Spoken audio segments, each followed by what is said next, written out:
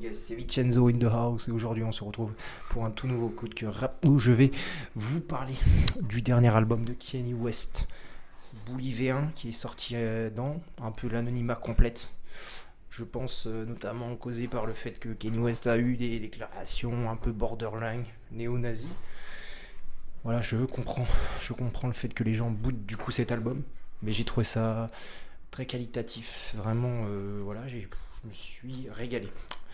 J'ai trouvé que l'album était beaucoup plus abouti en termes de production. Il y a, en fait, on passe un seul et même moment tout au long de l'album. Je trouvais ça très très avant. Je trouve avec des productions un peu dans ce qu'on voit en ce moment, un peu drumless.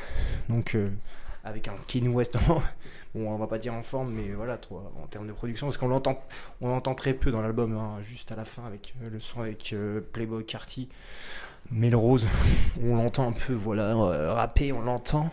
Mais sinon, voilà, sinon ouais, il rappe, il rappe, il chantonne, mais on l'entend pas beaucoup. Hein. C'est surtout comment dirais-je, un album, pardon, excusez-moi, j'ai un peu bugay. Un album surtout axé sur les productions avec un Kanye West, comme je vous le dis. Voilà, ça faisait longtemps que je n'avais pas entendu à ce niveau-là, parce que sur V1, V2, Vulture 1 et Vulture 2, pardon, je parle comme un digger, je parle comme un connard, ouais, vraiment. Ouais. V1 et V2, voilà, il avait beaucoup laissé la direction de ses productions à l'ensemble de ses producteurs. Et là, j'ai l'impression qu'il est un peu plus en chef d'orchestre. Et ça fait du bien d'entendre Kanye West à ce niveau-là. Voilà, même si on condamne évidemment, comme je vous disais, les déclarations de Kanye West. Mais bon, rappelons tout de même qu'il est bipolaire. Donc je ne pardonne pas, ça c'est sûr, mais je comprends. Je comprends qu'il puisse avoir ce genre de comportement. Mais je comprends, ça c'est sûr. Mais voilà, moi je suis un amoureux de musique avant tout, c'est pour ça. Quand un Kanye West sort un album, et surtout en termes. Voilà, moi, Kanye West, voilà, j'en ai jamais parlé. Voilà, parce que c'est vrai que je n'ai pas pris le temps de parler de mon amour pour que ce grand homme. Voilà, pour moi, c'est. En termes voilà, de rappeur, producteur, c'est le meilleur, ça c'est sûr. Enfin, j'ai l'impression que, voilà, encore aujourd'hui, ça fait quasiment plus de 20 ans qu'il est dans ce game.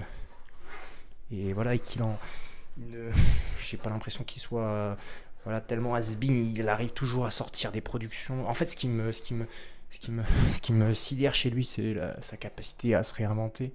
Et toujours de façon. Voilà, c'est prodigieux. Voilà, c'est bon, j'ai trouvé le mot, prodigieux. C'est, c'est juste. Enfin, c'est très très rare dans ce rap, dans le rap actuel, surtout américain. Voilà, où voilà, j'ai l'impression qu'on tourne de plus en plus en rond, mais c'est normal. Au bout d'un moment, on a tellement inventé de genres que c'est compliqué. Mais Kanye West, à chaque fois, il arrive à sortir des albums différents. Bon, jusqu'à The Life of Pablo, on va dire. Ou évidemment même au tout début quand il arrive avec The College Dropout.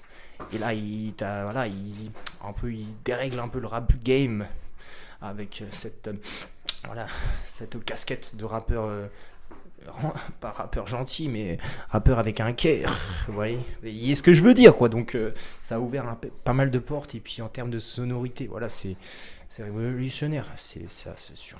Mais bon, voilà, je pense que tout le monde connaît la carrière de Kanye West, mais aujourd'hui j'ai l'impression qu'on parle plus voilà, de son côté, de ses bad buzz, que de son côté musical. Ça c'est dommageable, quoi. Mais bon, pour lui, quoi. Parce que même si voilà, c'est un zinzin, ça c'est sûr. Je pense pas qu'il soit néo-nazi, hein, vraiment pas. Je pense que il est fou, quoi. Je pense que sincèrement il est fou.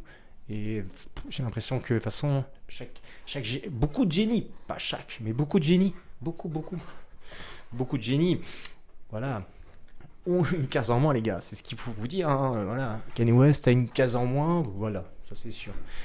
Mais bon, en tout cas, je voulais les remercier, voilà, vous le remercier pour cet album, voilà, qui m'a régalé vraiment. J'ai adoré Bully V1, juste pour venir un peu, voilà, pour revenir à ce que je vous ai dit un peu mon avis un peu au début, pour venir un peu en profondeur du projet, enfin vite fait, hein, en dos. Voilà quoi, j'ai trouvé ça juste. Vraiment, j'ai trouvé ça, les prods, vraiment un régal. Et bien évidemment, j'ai trouvé ça.